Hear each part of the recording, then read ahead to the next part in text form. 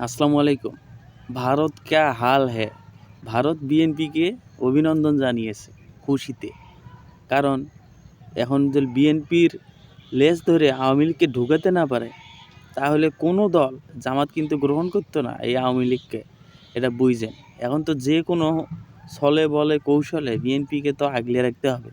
বিএনপিকে যে কোনোভাবে হোক এই ভারতের পক্ষ নিতে হবে এবং ভারতের যে স্বার্থসিদ্ধি আছে সেটা কিন্তু আওয়ামী লীগ করতে পারবে না।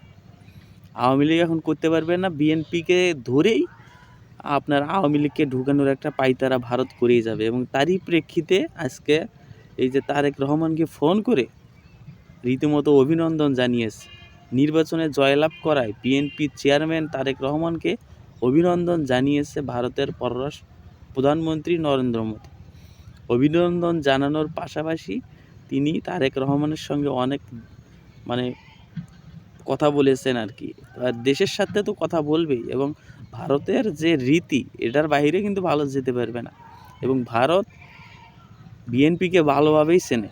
খালেদা জিয়ার যে রাজনীতি ছিল, ভারতকে নাকানি চুবানি খাওয়াইছে এবং ভারতকে যেভাবে তারা কোণঠাসা করে রাখার পায়তারা করছিল বিএনপি, সেটা কিন্তু ভারত কোনোদিন ভুলবে না এবং ডক্টর ইউনূসের মতো কিন্তু এই যে ভারতের সাথে সম্পর্ক চললে তাহলে কিন্তু ভারত বিএনপিকে একবারে দুচে দেবে বলতে পারেন।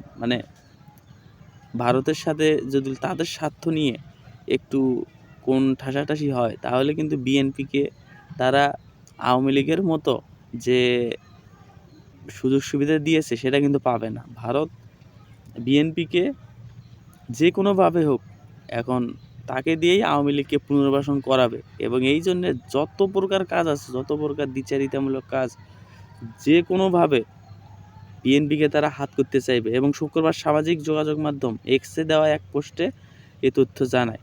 বিএনপির চেয়ারম্যানের সঙ্গে ফোনে কথা বলে তিনি অত্যন্ত আনন্দিত।